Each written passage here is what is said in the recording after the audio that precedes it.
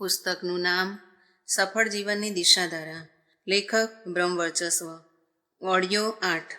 ઇન્દ્રિય સંયમથી શક્તિ ભંડાર વધારો. મનુષ્યના શરીર અને મનમાં શક્તિઓનો અખૂટ ભંડાર ભરેલો છે. તેનો નાશ થતો બચાવી શકાય અને તે બચતનો સદુપયોગ કરી શકાય તો ઈચ્છિત દિશામાં આશાજનક સફળતાઓ મેળવી શકાય છે.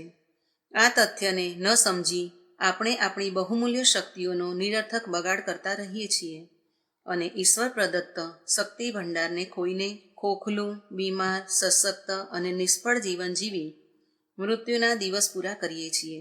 શરીર અને મન પોતપોતાના આહાર દ્વારા શક્તિઓ નિરંતર પ્રાપ્ત કરતા રહે છે અને આપણો સામર્થ્ય ભંડાર નિરંતર વધતો રહે છે. તે ઉપજને જો બગાડથી બચાવી શકાય અને તેને રચનાત્મક દિશામાં પ્રયોજી શકાય તો નિઃસંદેહ કોઈ પણ દિશામાં આશાજનક પ્રગતિનો સુયોગ મળી શકે છે.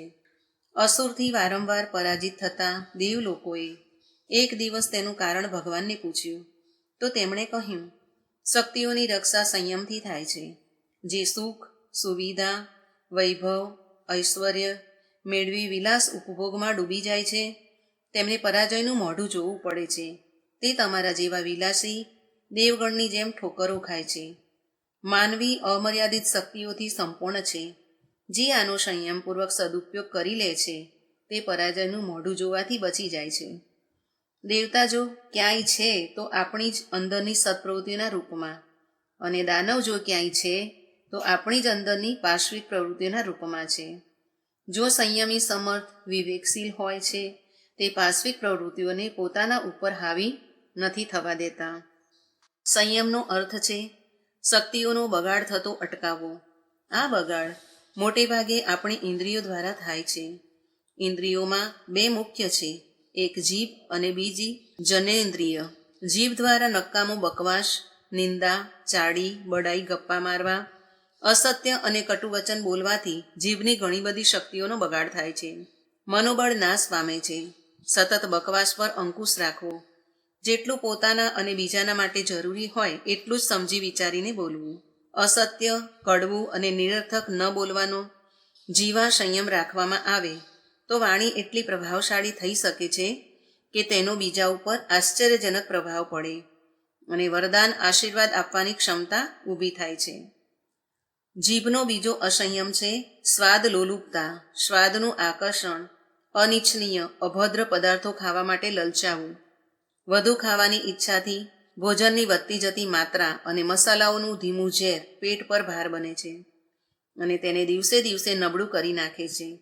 અપચાને કારણે પેટમાં ઝેરી સડો ઉત્પન્ન થાય છે જે શરીરના વિભિન્ન અંગોમાં પહોંચીને ત્યાં વિભિન્ન રોગો ઉત્પન્ન કરતો જાય છે અને માણસ પીડા ભોગવતો જાય છે.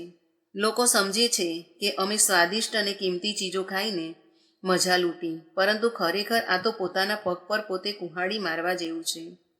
જો ઔષધની જેમ વ્યક્તિ સાત્વિક આહાર કરે તો પેટ ખરાબ ન થાય, નબળાઈ અને બીમારીના શિકાર ન થવું પડે અને આપણા સ્વાસ્થ્ય, આનંદ અને દીર્ઘ જીવન પર કુઠારાઘાત ન થાય.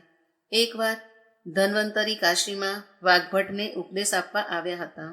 જ્યારે તેમણે પૂછ્યું, કોળરૂપ સ્વસ્થ કોણ રહે છે? તો ધન્વંતરી બોલ્યા, મિતભૂખ, ઋતભૂખ, હિતભૂખ અર્થાત ઓછું, ઋતુ અનુસાર અને ઉપયોગી ભોજન કરનાર સ્વસ્થ રહે છે. આહાર એટલો જ લો જેટલો શરીરના નિર્વાહ માટે જરૂરી હોય. જેવું ખાઈએ અન્ન તેવું બને મનની ઉક્તિ સર્વવિદિત છે. આહારથી રક્ત માંસ જ નહીં, વિચાર સંસ્થાન અને અંતઃકરણ પર પ્રભાવિત થાય છે. જનેન્દ્રિયનો સંયમ તેથી પણ વધુ મહત્વપૂર્ણ છે. શરીર જે કાંઈ મેળવે છે તેનું સાર તત્વ દૂધમાંથી ઘીની જેમ બને છે. તેનું નામ ઓજસ છે. ચહેરા ઉપર આભા, વાણીમાં પ્રભાવ, આંખોમાં જ્યોતિ, મસ્તિષ્કમાં મેઘા, સ્વભાવમાં સાહસ આ તત્વનું જ ફળ છે. તેનામાં એટલું સામર્થ્ય છે કે પોતાના જેવા કેટલાય મનુષ્યનું નિર્માણ કરી શકે. આ આશ્ચર્યજનક શક્તિને સાપના મણી જેવી કહી શકાય. કહેવાય છે કે સર્પ જ્યારે પોતાનો મણી ગુમાવી દે છે ત્યારે તેનો દેહ નિર્જીવ જેવો બની જાય છે. મનુષ્યની પણ આવી જ હાલત છે. આ સાર તત્વનો જેટલો બગાડ કરે છે તેટલો જ તે નબળો થતો જાય છે. બે સંત એક વર્ષ પછી જ્યારે યાત્રાએથી પાછા આવ્યા તો જોયું કે જે ઘટાદાર વૃક્ષની છાયામાં તેમણે જતી વખતે ભોજન કર્યું હતું તે પડી ગયું હતું. તેથી પહેલા સંતે પોતાનાથી પીઢ વયસ્ક સંતને પૂછ્યું, મહાત્મન, આટલું જલ્દી આટલા ઓછા સમયમાં આ વૃક્ષ કેવી રીતે પડી ગયું? સંત બોલ્યા, વત્સ, આ વૃક્ષ છિદ્રોને કારણે પડી ગયું. તેનો જીવનરસ ગુંદર જે સતત વહેતો હતો તે મેળવવાની લાલચમાં મનુષ્ય તેમાં કાણા પાડી તેને ખોખલું કરી નાખ્યું. ખોખલી વસ્તુ ક્યારેય ઊભી રહી શકતી નથી. તોફાનને સહન ન કરવાને કારણે એવું થાય છે. કામુક વ્યક્તિ નથી નિરોગી રહી શકતી, નથી લાંબી જિંદગીનો આનંદ લઈ શકતી. તેમને અનેક રોગ ઘેરી રાખે છે અને મનસ્વીતા ગુમાવી દિન દુર્બળ, કાયર, ડરપોક, અસ્થિર અને અન્ય મનસ્ક થતા જાય છે. આવી વ્યક્તિઓના સંતાન પણ દુર્બળ અને રોગિષ્ટ જ પેદા થાય છે. કામુકતા પર અંકુશ મૂકવો, બ્રહ્મચર્યનું યોગ્ય ધ્યાન આપવું, જનેન્દ્રિય પર સંયમ રાખવો દરેક વિચારશીલ વ્યક્તિ માટે જરૂરી છે. વિવાહનો ઉદ્દેશ બે આત્માઓનું પવિત્ર બંધન છે. એકબીજાના શારીરિક માનસિક સાર તત્વનો નાશ કરવામાં લાગી જવાનું નામ વિવાહ મૈત્રી નથી, એ તો પ્રત્યક્ષ દુશ્મનાવટ છે. દાંપત્ય જીવનની બહારના દુરાચાર તો ખૂબ ખરાબ છે. અકુદરતી ક્રિયાઓ છુપાઈને કરવાનું આજે નવયુવકોમાં ખૂબ વધી ગયું છે. પુરુષ સ્ત્રીની વચ્ચે પવિત્ર સંબંધોની પરંપરા ઝેર ઘોળવું દરેક રીતે અનિચ્છનીય છે. પ્રેમ અને મૈત્રીનો અર્થ કામુકતા નથી. શુભચિંતક અને હિતેચ્છુ થવાનો અર્થ પોતાના પ્રિય પાત્રના ચરિત્રનું ખંડન કરવું અને તેને તેના ગૃહસ્થ જીવન પ્રત્યે અનાસ્થાવાન બનાવવાનો નથી. નર અને નારીમાં પણ પ્રેમ હોઈ શકે છે, એમાં કોઈ દોષ નથી. પરંતુ જ્યારે તે મૈત્રી કામુકતાથી વિષયુક્ત થવા માંડે તો સમજવું જોઈએ કે સદભાવનાની આડમાં ખરાબ કામ ખુલ્લમ ખુલ્લા થઈ રહ્યા છે. બહેતર છે કે મિત્રતા વિષયુક્ત થવાથી બચે અને તેના દૂરવર્તી દુષ્પરિણામના ખરાબ ફળ વ્યક્તિ અને સમાજને ન ભોગવવા પડે. અન્ય ઇન્દ્રિયો પણ એવી જ છે જેને સંયમનું શિક્ષણ મળવું જોઈએ. આંખોમાં શુદ્ધ સૌંદર્યની આકાંક્ષા તો બની રહે, પરંતુ કામુકતાની દુર્ભાવનાથી ચારે બાજુ વિખરાયેલા સૌંદર્યને ન નિહાળે. તેથી કશું મળવાનું નથી.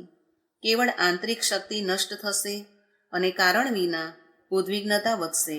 મન કલુષિત થશે, કુમાર્ગ પર પગલાં વધશે અને અંતે પતનના પંથે લપસી પડવાનો અવસર આવશે. આંખો માટે એ જ યોગ્ય છે કે તે સૌંદર્યને શ્રેષ્ઠ આધ્યાત્મિકતાની પવિત્ર દ્રષ્ટિથી જુએ અને હંમેશા હસતા મુખે અને સંતુષ્ટ રહેવાના સંજોગો ઊભા કરે. શિવાજીના સૈનિક દુશ્મન પક્ષની એક સુંદર યુવાન છોકરીને બદલો લેવાની ભાવનાથી પકડીને લઈ આવ્યા અને શિવાજી સામે રજૂ કરી. શિવાજીએ ધ્યાનથી તે છોકરીને જોઈ, હસ્યા અને માનપૂર્વક તેને પોતાના ઘેર પહોંચાડી દેવાની સૈનિકોને આજ્ઞા આપી. વિદાય કરતી વેળા શિવાજીએ પોતાના દરબારીઓને કહ્યું, કાશ મારી માતા જીજાબાઈ આટલા સુંદર હોત તો આજે હું પણ એટલો સુંદર હોત. કાન, શૃંગાર અને અશ્લીલતા સાંભળવા માટે ન લલચાય, ચાડી ચુગલીમાં રસ ન લે. ઘણા બધા આવશ્યક તથ્ય સાંભળવા માટે બાકી છે. તે તરફ શા માટે પ્રવૃત્તિ ન વાળવામાં આવે? નાક, માંસ, મદિરા જેવી અભક્ષ્ય દુર્ગંધ શા માટે સહન કરે? નાકની સ્વાભાવિક પ્રીતિ સ્વચ્છતા અને સાત્વિકતા પસંદ કરવામાં છે. આપણું નાક સાચું પથ પ્રદર્શન કરવામાં સમર્થ રહે. સંયમ અર્થાત શક્તિઓનો સંયમ અને અસંયમ એટલે સામર્થ્યની બરબાદી. એ સહજ તથ્ય છે કે બરબાદીનો આધાર લેનાર એક દિવસ દિવાળીઓ બની જાય છે. જે થોડું થોડું બચાવી રાખે છે તેની સંપત્તિ વખતો વખત અને સુવિધાઓ આપે છે. ઇન્દ્રિયોનો સંયમ પોતાની જાતને બરબાદીથી બચાવી સમૃદ્ધિ તરફ અગ્રેસર કરવાનો બુદ્ધિપૂર્વકનો પ્રયાસ છે. તેમાં જ આપણા સૌનું કલ્યાણ છે. સાર્થક અને પ્રભાવશાળી ઉપદેશ તે છે જે વાણીથી નહીં પોતાના આચરણથી દેખાય છે. બ્રહ્મચર્ય. બ્રહ્મચર્યનો અર્થ છે બ્રહ્મ અર્થાત પરમાત્મા તત્વમાં વિચરણ કરવું. બીજા શબ્દોમાં પોતાના મન, સંયમ અને સદાચાર દ્વારા ઉત્કૃષ્ટતા તરફ મન, વચન અને કર્મથી અગ્રેસર થવું એ જીવનની ઉચ્ચ ભૂમિકા છે.